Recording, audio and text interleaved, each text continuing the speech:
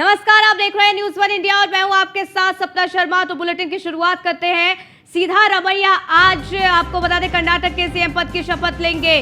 DK Shivakumar deputy CM पद की शपथ लेंगे। इसके लिए तैयारियां पूरी कर ली गई है। कुछ अन्य विधायक मंत्री के तौर पर भी शपथ लेने जा रहे हैं। दोपहर 12:30 बजे शपथ ग्रहण समारोह होगा। कांटेरवा स्टेडियम में ये समारोह होगा। ये बड़ी जानकारी आपको पहुंचा रहे हैं। आपको बता दें आज का दिन बेहद खास कांग्रेस के लिए।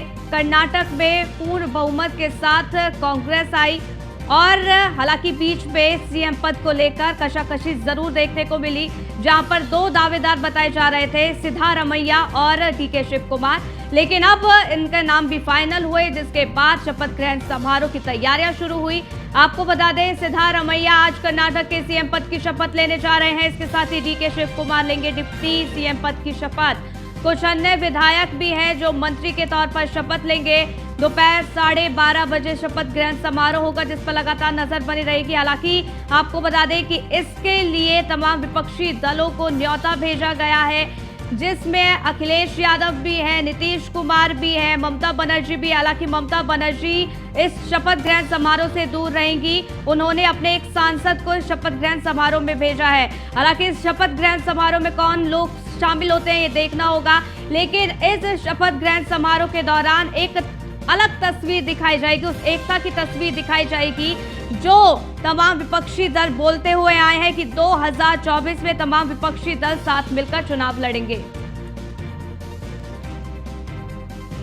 वहीं कर्नाटक चुनाव में कांग्रेस की भारी बहुमत से जीत के बाद सिद्धारमैया को दूसरी बार मुख्यमंत्री पद की शपथ लेते हुए सभी देखेंगे।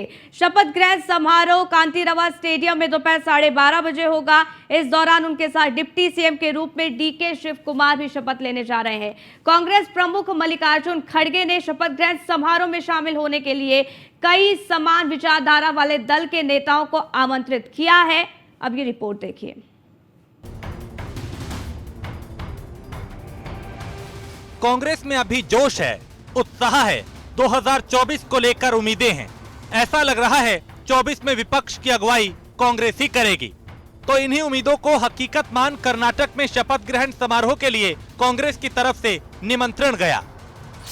Akhilesh Yadav, Mamata Banerjee, Sharad Pawar, Uddhav Thackeray, Nitish Kumar, Tejashwi Yadav, MK Stalin. लेकिन कुछ नाम ऐसे हैं जो निमंत्रण की लिस्ट से गायब हैं। उनमें मायावती, अरविंद केजरीवाल, केसीआर, पिनाराई विजयन, जगनमोहन रेड्डी। हालांकि 2018 विधानसभा चुनाव के बाद कांग्रेस ने जब जेडीएस के साथ गठबंधन कर सरकार बनाई तो शपथ ग्रहण के दौरान मंच पर विपक्षी एकता की तस्वीर दिखी। लेकिन उसके बाद 2019 से लेकर अब तक विपक्षी एकता एकांतवास में ही चिंतन करती रही। अब फिर कर्नाटक में कांग्रेस पार्टी अपनी बड़ी जीत के बाद सीएम के शपथ ग्रहण समारोह से विपक्षी एकता की चमकती तस्वीर दिखाना चाहती है। अब इस कार्यक्रम से पहले ही कांग्रेस के इस प्लान को बड़ा झटका लगा। पश्चिम बंगाल की मुख्यमंत्री ममता बनर्जी ने इससे दूरी बनाने का फैसला किया। तो क्या माना जाए, विपक्षी एकता की तस्वीर अभी अधूरी है। महत्वपूर्ण है उनकी जीत कितनी जबरदस्त हुई है, और जो बने हैं मुख्यमंत्री उनका तो हमको पहले से न संपर्क था नहीं। उन्होंने भी कहा और फिर कांग्रेस पार्टी के राष्ट्रीय अध्यक्ष ने फोन करके कहा आइए, तो हमने कल कहा कि नहीं हम आ जाएंगे, हम चाह रहे वो आएंगे ना। इसके बाद तो हम तो इसी में लगे हुए हैं। जब वो सब हो जाएगा तब ना आप लोगों को अगली बैठक एक बार जब वहाँ पर गया तो उसी के बाद इसी का असर है, तो बाकी सब विरोधी दल के लोग एकजुट हो जाएंगे तो देश के हित में होगा। तो उसके लिए तो प्रयास चल ही रहा है, तो कल तो जाएगा। कर्नाटक राज्य का चुनाव आपने देखा है, वहां भाजपा का सरकार हार गया और कांग्रेस का सरकार आ गया। कोई जीता है, कोई हारा है, लेकिन क्या बदलने वाला है? कुछ नहीं बदलने वाला। ये तो कथा 75 साल से चलते ही आ रहा है। कोई पार्टी जीतता है, कोई नेता जीतता है, कोई हारता है, लेकिन ये नहीं हो रहा है जो होना चाहिए। चुनाव में और चुनाव के बाद जनता का जीत होना चाहिए। नीतीश खुश है, शायद लग रहा होगा मेहनत रंग लाई, लेकिन केसीआर का अंदाज जुदा है। पिछली बार मायावती दिखी थी, अब की बार मायावती निमंत्रण लिस्ट से नदारद है। एक तरफ कांग्रेस संदेश देना चाहती है कि विपक्ष एकजुट है, लेकिन क्या मायावती, केजरीवाल, ममता बनर्जी के बिना विपक्ष की एकजुटता दिखाई देगी? और क्या माना जाए कि विपक्षी एकता अभी 50-50 रेशियो के भंवर में दिख रही है, जिसके चारों तरफ कद्दावर नेताओं की सियासी महत्वाकांक्षा घूम रही है। देखने वाली बात होगी कि शपथ ग्रहण के जरिए शक्ति प्रदर्शन करने में कांग्रेस कितनी कामयाब हो पाएगी। Bureau report, news 1 India. आज कर्नाटक के सीएम पद की शपथ लेने जा रहे हैं डीके शिव कुमार, लेंगे डिप्टी सीएम पद की शपथ। ये तस्वीर अपने आप में बेहद खास हो जाएगी। आपको बता दें कि कुछ अन्य विधायक मंत्री के तौर पर भी शपथ लेंगे। तो हमारे साथ पीयूष तिवारी दिल्ली से लाइव जुड़ गए, जरा जानकारी उनसे लेते हैं। पीयूष, यहां पर ताजपोशी आज सिद्धारमैया की होने वाली है। डिप्टी सीएम के तौर पर डीके शिव कुमार शपथ लेंगे, लेकिन तस्वीर अपने आप में बेहद खास तब हो जाएगी तब कांग्रेस की तरफ से ये तस्वीर दिखाई जाएगी कि विपक्ष एकजुट है। लेकिन क्या सच में विपक्ष एकजुट है? क्योंकि एक तरफ मायावती को यहां पर न्योता ही नहीं दिया, तो दूसरी तरफ ममता बनर्जी जिन्होंने ये कहा है कि वो नहीं पहुंचेंगी, हालांकि अपने सांसद को जरूर भेजा है। 50% यहां पर माना जा रहा है कि विपक्ष एकजुट हो सकता है, लेकिन 50% जो विपक्ष है वो इस ताजपोशी से दूरी बनाए हुए हैं। देखिए, निश्चित रूप से अगर हम बात करें तो आज कर्नाटक के बेंगलुरु के कांटेरावा स्टेडियम की बात करें, करीब 12:30 बजे का वक्त बताया जा रहा है जब कर्नाटक को आज जो मुख्यमंत्री है वो मिल जाएगा। और अगर हम बात करें तो सिद्धारमैया आज मुख्यमंत्री पद की शपथ लेंगे। वहीं डीके शिव कुमार जो कि कांग्रेस पार्टी के प्रदेश अध्यक्ष भी हैं, वो डिप्टी सीएम के पद पर कहीं ना कहीं काबिज होंगे। और शपथ ग्रहण समारोह आज रखा गया है। वहाँ पे भव्य तैयारियां कर ली गई है, तमाम पोस्टर बैनर वहाँ पे लगाए गए हैं। इसके अलावा तमाम जो कार्यकर्ता हैं, जो बड़े दिग्गज चेहरे हैं, उनके पहुंचने का जो सिलसिला है वो कहीं ना कहीं शुरू हो चुका है। चूंकि तमाम नेताओं को निश्चित रूप से न्योता भेजा गया था और कई नेताओं को न्योता नहीं भी भेजा गया था। जिन नेताओं को न्योता नहीं भेजा गया था उसमें दिल्ली के मुख्यमंत्री अरविंद केजरीवाल की बात करें या मायावती की बात करें, तो ऐसे कुछ नेताओं को न्योता नहीं भेजा गया था। तो निश्चित रूप से जिन नेताओं को न्योता भेजा गया था, चाहे नीतीश कुमार की बात करें, बिहार के मुख्यमंत्री हैं, डिप्टी सीएम तेजस्वी यादव की बात करें, वो बिहार से निकल चुके हैं कर्नाटक के लिए। थोड़ी देर में संभवतः वो कर्नाटक पहुंच जाएंगे। तो तमाम नेताओं के पहुंचने का सिलसिला वहां पर शुरू हो चुका है। लेकिन एक बात स्पष्ट है कि कांग्रेस पार्टी जिस तरीके से समान विचारधारा के जो जितनी भी पार्टियां हैं उनको एक मंच पर लाने की कवायद पहले भी करती रही है। और कहीं ना कहीं शपथ ग्रहण समारोह में भी इसकी बानगी देखने को मिलेगी, जब तमाम जो विपक्षी दल है जिनकी विचारधारा एक समान है, लगभग मिलती जुलती है, उनको एक मंच पर लाने की जो तैयारी है वो कहीं ना कहीं की जाएगी। तो निश्चित रूप से आज चूंकि शपथ ग्रहण समारोह रखा गया है, तमाम जो कांग्रेस पार्टी के दिग्गज नेता हैं वो यहाँ पे मौजूद रहेंगे। इसके अलावा जहाँ पे कांग्रेस पार्टी की सरकार है उनके मुख्यमंत्रियों को भी निमंत्रण भेजा गया है। चाहे छत्तीसगढ़ के मुख्यमंत्री भूपेश बघेल की बात करें या अन्य राज्यों की बात करें, हिमाचल प्रदेश के मुख्यमंत्री की बात करें या हम राजस्थान के मुख्यमंत्री की बात करें, ये भी लोग वहाँ पे पहुंचेंगे और शपथ ग्रहण समारोह की अगर हम बात करें तो उस दौरान मौजूद रहेंगे। तो निश्चित रूप से कर्नाटक की अगर हम बात करें तो जिस तरीके से कर्नाटक के विधानसभा चुनाव में कांग्रेस पार्टी ने बहुमत का आंकड़ा पार किया, करीब अगर हम बात करें तो बहुमत का आंकड़ा पार किया। और उसके बाद लगातार ये चर्चाएं चल रही थी कि कौन आखिर कर्नाटक की गद्दी पर विराजमान होगा, कर्नाटक का किंग कौन होगा। लगातार कर्नाटक से लेकर दिल्ली में कई दिनों तक मंथन चला, एक के बाद एक तमाम आला कमान से इन नेताओं की मुलाकात होती है। चाहे सिद्धारमैया की बात करें या डीके शिव कुमार की बात करें, कहीं ना कहीं नाराजगी की खबरें भी इस बीच निकलकर सामने आती है। लेकिन एक बात स्पष्ट है कि जिस तरीके से कांग्रेस पार्टी ने इस पूरे मामले को टैकल किया और कहीं ना कहीं अपने दोनों ही नेताओं को समझाने में कांग्रेस पार्टी सफल रही और आखिरकार ये फैसला लिया गया कि सिद्धारमैया जो हैं वो कर्नाटक के अगले किंग होंगे, यानी कि मुख्यमंत्री बनाए जाएंगे। इसके अलावा डीके शिव कुमार को की भी बात करें तो उन्हें डिप्टी सीएम बनाया जाएगा। तो निश्चित रूप से आज शपथ ग्रहण समारोह रखा गया है और तमाम नेताओं के पहुंचने का सिलसिला शुरू हो चुका है। चूंकि कांग्रेस पार्टी ने इसे भव्य बनाने के लिए तैयारी पूरी कर ली है। जहां पे ये शपथ ग्रहण समारोह होगा वहां से करीब 500 मीटर की दूरी तक पोस्टर बैनर लगाए गए हैं और तमाम नेताओं के स्वागत की भी तैयारी कहीं ना कहीं एयरपोर्ट पर भी की गई है। तो आज शपथ ग्रहण समारोह होगा। कर्नाटक का मुख्यमंत्री आज मिल जाएगा कर्नाटक को, और निश्चित रूप से कांग्रेस पार्टी ने कर्नाटक विधानसभा चुनाव में जिस तरीके से तैयारियां की थी और जिस तरीके से चुनाव प्रचार किया था, करीब 40 स्टार प्रचारक कर्नाटक चुनाव में कांग्रेस पार्टी ने बनाए थे, जिसमें तमाम दिग्गज चेहरे थे, चाहे प्रियंका गांधी की बात करें, राहुल गांधी की बात करें या अन्य जो राष्ट्रीय महासचिव हैं, उन्होंने अपनी ताकत झोंक दी थी और इसका असर भी कहीं ना कहीं कर्नाटक विधानसभा चुनाव में देखने को मिला। लेकिन कांग्रेस पार्टी इस बात को जिस तरीके से देख रही है, यानी कि कर्नाटक विधानसभा में जीत के बाद कांग्रेस पार्टी काफी गदगद नजर आ रही है और कांग्रेस पार्टी को लगता है कि शायद कर्नाटक से ही दिल्ली का रास्ता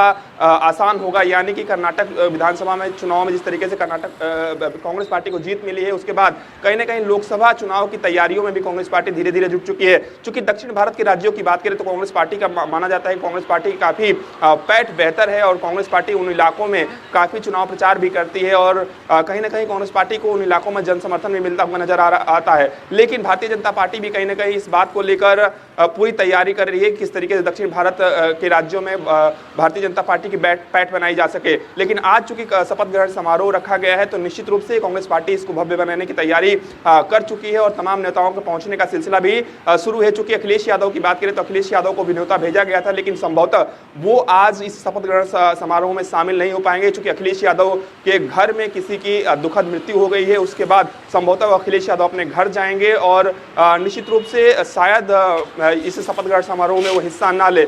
लेकिन तमाम नेताओं जिन जिन लोगों को न्योता भेजा गया था, चाहे कांग्रेस के तमाम राष्ट्रीय महासचिवों की बात करें, तमाम पदाधिकारियों की बात करें, उनके पहुंचने का अभी फिलहाल जो सिलसिला है वो कर्नाटक में जारी है। थोड़ी देर का वक्त बचा है, करीब 12:30 बजे का वक्त बताया जा रहा है। देखना होगा कि इस शपथ ग्रहण समारोह में कौन कौन शामिल होता है और यहाँ पर एक अलग तस्वीर दिखाई जाएगी, एकजुटता की तस्वीर दिखाई जाएगी। हालांकि ऐसी ही तस्वीर 2018 में भी देखने को मिली थी। 2019 में किस तरीके से ये विपक्ष बिखरे सभी ने देखा।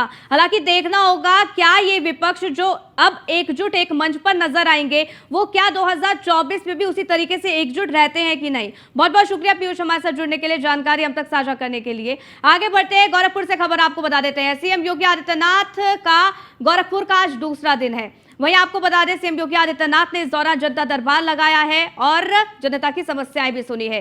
गोरखनाथ मंदिर में लोगों की समस्याएं सीएम योगी आदित्यनाथ ने सुनी। अधिकारियों को इसके निस्तारण के लिए दिशा निर्देश जारी कर दिए हैं। सीएम योगी आज करेंगे नवीन विग्रहों की प्राण प्रतिष्ठा, ये भी जानकारी मिल रही है। दोपहर 3 बजे स्मृति भवन में हो रहे कथा में भी वो शामिल होने जा रहे हैं। तो गोरखपुर में आज क्या कुछ कार्यक्रम सीएम योगी आदित्यनाथ के उसकी लगातार जानकारी आप तक पहुंचा रहे हैं। लेकिन आज सुबह सीएम योगी आदित्यनाथ ने जनता दरबार लगाया और इस दौरान आपको बता दें कि भारी संख्या में फरियादी वहां पहुंचे अपनी फरियाद लेकर। एक एक कर सीएम योगी आदित्यनाथ ने सभी की समस्याएं सुनी और इसके निस्तारण के दिशा निर्देश दे दिए। फोन लाइन पर हरेंद्र दुबे गोरखपुर से हमारे साथ जुड़ गए, जानकारी उनसे लेते हैं। हरेंद्र, यहाँ पर सीएम योगी आदित्यनाथ ने आज जनता दरबार लगाया, लोगों की समस्याएं सुनी, अधिकारियों को इसके लिए दिशा निर्देश दिए। आज क्या कुछ कार्यक्रम सीएम योगी आदित्यनाथ के रहने वाले हैं? उत्तर प्रदेश के मुख्यमंत्री योगी आदित्यनाथ 3 दिवसीय दौरे पर गोरखपुर में हैं और दौरे का आज दूसरा दिन है। दौरे के दूसरे दिन उन्होंने जनता दर्शन का कार्यक्रम लगाया, जिसमें पूर्वांचल के अनेक जिलों से जनता अपनी फरियाद लेकर के पहुंची थी। 400 से अधिक लोगों ने अपनी फरियाद मुख्यमंत्री के सामने रखी। वहीं मुख्यमंत्री ने सबकी समस्या सुनने के बाद अधिकारियों को दिशा निर्देश दिया कि जिस विभाग के जिस अधिकारी के संबंधित ये मामला हो, उनके मामले को निस्तारण करने के लिए तत्काल योजना बनाई जाए, तत्काल टीम गठित करके योजना उन लोगों की समस्या से समाधान किया जाए। आपको ये भी बता दें कि जो मुख्यमंत्री के जनता दर्शन में पहुंचे हुए थे फरियादी, उनमें राजस्व विभाग का मामला अधिक से अधिक था। इसीलिए मुख्यमंत्री ने कमिश्नर सहित सभी अधिकारियों को निर्देश दिया कि थाने पर, तहसील पर जनता दर्शन का कार्यक्रम लगा करके जनता की समस्या सुन करके उनकी समस्या का निस्तारण करने का कोशिश में लग जाए, क्योंकि बार बार मुख्यमंत्री के कहने के बाद अधिकारी उनकी बातों को गौर से नहीं सुनते हैं। आज मुख्यमंत्री ने अधिकारियों से सख्त लहजे में कहते हुए ये कहा कि इनकी समस्या समाधान दिवस, थाना दिवस और तमाम अधिकारी अपने कार्यालय में निर्देश तमाम अधिकारियों को दे दिए हैं। आज का कार्यक्रम बेहद खास सीएम योगी आदित्यनाथ का रहने वाला है, उसके लिए तमाम तरीके की तैयारी भी पूरी कर ली गई है। बहुत बहुत शुक्रिया हरेंद्र हमारे साथ जुड़ने के लिए, जानकारी हम तक साझा करने के लिए। तो इसी बीच गाजीपुर से आपको खबर बता दें, मुख्तार अंसारी पर फैसला आज संभव है। आपको बता दें, एमपी एमएलए कोर्ट आज फैसला सुनाएगी।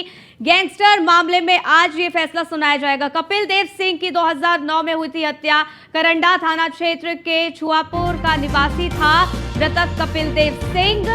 2010 में मुख्तार के खिलाफ गैंगस्टर एक्ट में आपको बता दें कि गैंग चार्ट बना था और इस चार्ट में कपिल देव सिंह हत्याकांड भी शामिल था।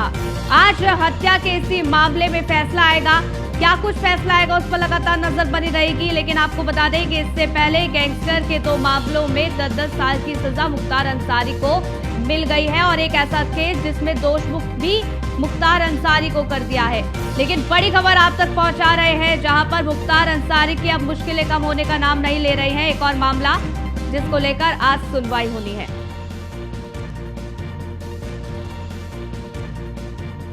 आसिफ अंसारी हमारे संवाददाता लाइव जुड़ गए, ज्यादा जानकारी उनसे ले लेते हैं। आसिफ, आज फैसला आ सकता है कोर्ट की तरफ से मुख्तार अंसारी को लेकर, कपिल देव हत्याकांड का पूरा मामला।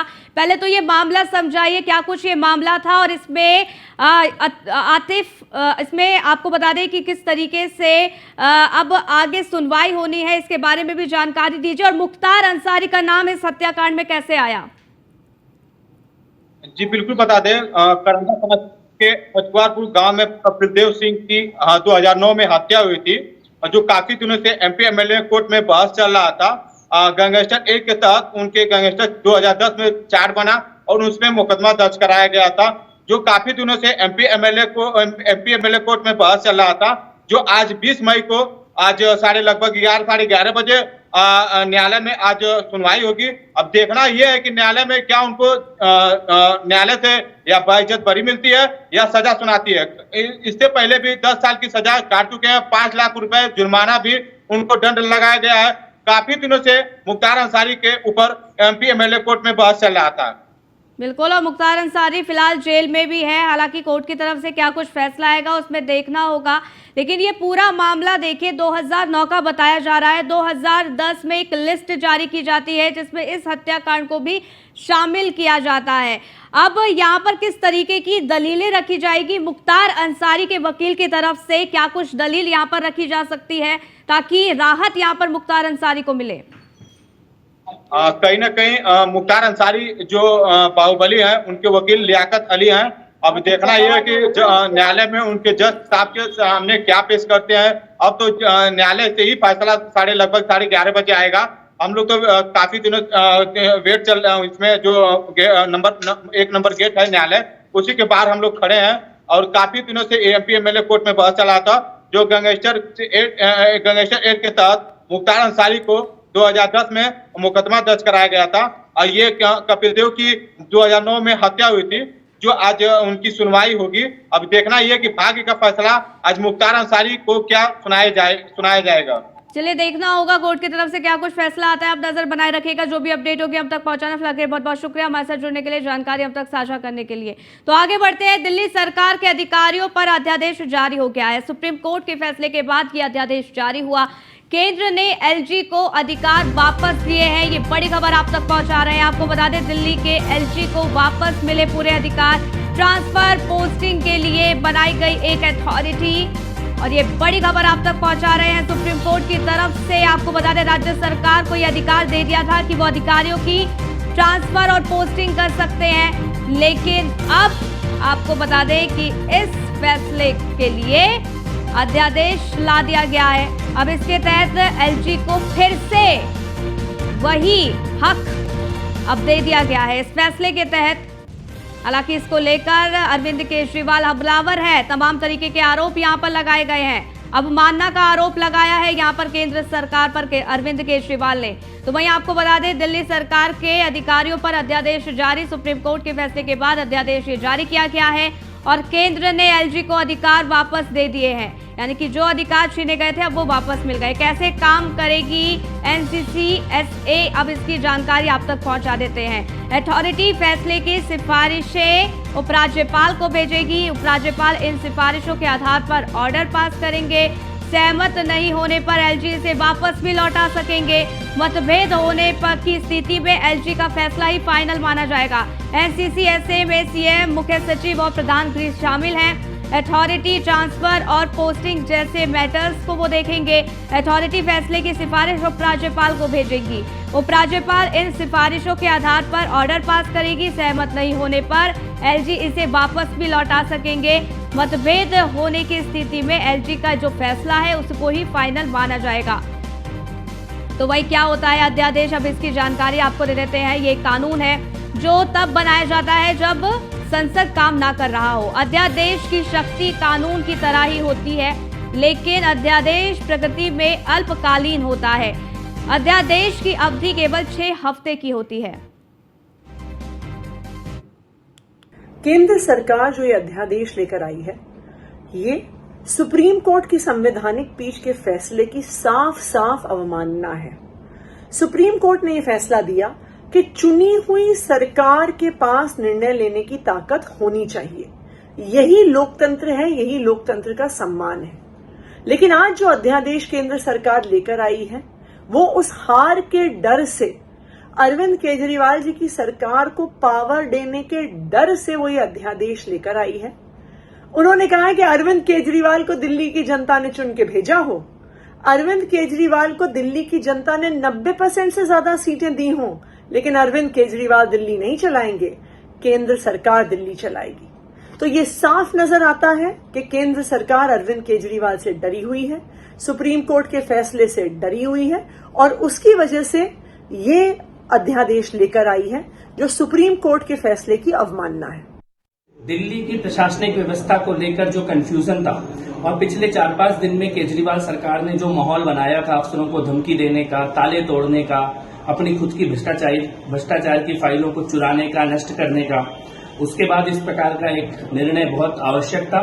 दिल्ली की जनता इस प्रकार के निर्णय का इंतजार कर रही थी, और मैं इस वक्त आज प्रधानमंत्री जी को और गृह मंत्री जी को आभार व्यक्त करना चाहता हूं कि एक बहुत बड़ा कंफ्यूजन दिल्ली के एडमिनिस्ट्रेशन को लेकर जो था, उसको इस नए ऑर्डिनेंस के द्वारा दूर किया गया है। जिन भी लोगों को दिल्ली की जनता की सेवा करनी है, वो इस नए कानून का स्वागत करेंगे, और जिनको लूटना था, अफसरों को धमकाना था, भय का वातावरण पैदा करना था अधिकारियों के बीच में, वो इसका विरोध करेंगे। देश की राजधानी है, और देश की राजधानी होने के साथ साथ दिल्ली में घटने वाली हर घटना भारत के साथ साथ पूरे विश्व पर असर डालती है। और जिस तरह से दिल्ली की स्थानीय सरकार अरविंद केजरीवाल ने प्रशासकीय गरिमा को जो क्षति पहुंचाई है और जिस तरह का आचरण किया है, उससे दिल्ली ही नहीं पूरे भारत की छवि पर असर पड़ता है। और मैं इस फैसले का स्वागत करता हूं, क्योंकि दिल्ली में घटने वाली हर घटना का असर, दिल्ली में पूरे विश्व के राजदूत रहते हैं, सुप्रीम कोर्ट यहाँ है, राष्ट्रपति यहाँ है, पार्लियामेंट यहाँ है, हर घटना का असर पूरे विश्व पर पड़ता है। इसलिए ज़रूरी था कि दिल्ली की प्रशासनिक व्यवस्था केंद्र सरकार के माध्यम से सुरक्षित हो, सुनिश्चित हो, और जिस तरह का आंदोलनजीवी व्यवहार ये लोग कर रहे थे वो गरिमा के अनुरूप नहीं था। इसलिए भारत की छवि के लिए, दिल्ली की छवि के लिए। वहीं गाजियाबाद से खबर आपको बता दें, कबाड़ के गोदाम में भीषण आग लग गई। आपको बता दें, आग लगने से क्षेत्र में हड़कंप का माहौल देखने को मिला। फायर ब्रिगेड की टीम ने कड़ी मशक्कत के बाद आग पर काबू पा लिया है। नंदग्राम थाना क्षेत्र के राजनगर एक्सटेंशन का ये पूरा मामला है। अब ये तस्वीर भी सामने आ गई है। तस्वीर आपको दिखा रहे हैं किस तरीके से भीषण आग लगी, और देखते ही देखते आग बेकाबू हो गई। हालांकि आग लगने से लोगों में हड़कंप मचा। इसकी जानकारी फायर ब्रिगेड के कर्मचारियों को दी गई, और फायर ब्रिगेड की गाड़ियां मौके पर पहुंची और आग पर काबू अब फायर ब्रिगेड की गाड़ियों ने पा लिया है। लेकिन ये तस्वीर आप देखिए, जैसे ये तस्वीर सामने आती है, अफरा तफरी का माहौल वहां देखने को मिलता है। बताया जा रहा है कि कबाड़ के गोदाम में आग लगी और देखते ही देखते आग ने विकराल रूप ले लिया। हालांकि आग लगने से क्षेत्र में हड़कंप जैसी स्थिति देखने को मिली। फायर ब्रिगेड की टीम ने कड़ी मशक्कत के बाद आग पर काबू पाया है। नंदग्राम क्षेत्र के राजनगर एक्सटेंशन का ये पूरा मामला बताया जा रहा है।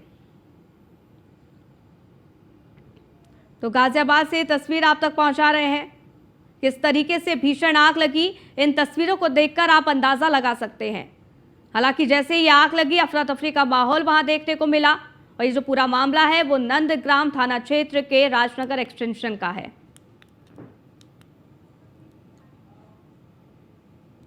हापुड़ से आपको मामला बता दें, जहां योगी सरकार के आदेशों का पलीता लगा रहे अधिकारी सख्ती के बावजूद भी अवैध एनिमल वेस्टेज के गोदाम पर अधिकारी मेहरबान हैं। आपको बता दें, प्रदूषण विभाग के अधिकारी गोदाम मालिक पर मेहरबान हैं। गोदाम को बंद करने के आदेश को नहीं मानते गोदाम मालिक।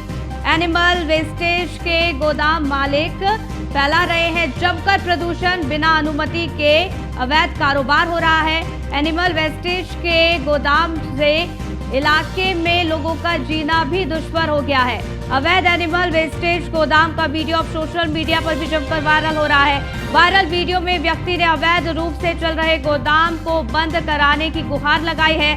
सिटी कोतवाली के रामपुर रोड सिकंदर गेट क्षेत्र में दर्जनों अवैध गोदाम चल रहे हैं और इसके बारे में शिकायत अब की गई है। हालांकि देखना होगा कि इन गोदामों पर क्या कुछ कार्रवाई की जाती है, लेकिन यहाँ पर एक वीडियो जो कि जमकर वायरल भी हो रहा है और इस वीडियो को देखकर लोग अपील कर रहे हैं कि कार्रवाई। अब देखिए वीडियो हम आपको दिखा रहे हैं, क्योंकि सरकार के आदेशों का पतीला यहाँ पर अधिकारी लगाते नजर आ रहे हैं। सख्ती के बावजूद अवैध एनिमल वेस्टेज की अवैध फैक्ट्रियां यहाँ पर चल रही हैं, गोदाम चल रहे हैं।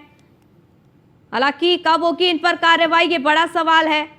लेकिन यहाँ पर आपको बता दें कि कई ऐसे लोग जो इसको बंद करने की गुहार लगा रहे हैं।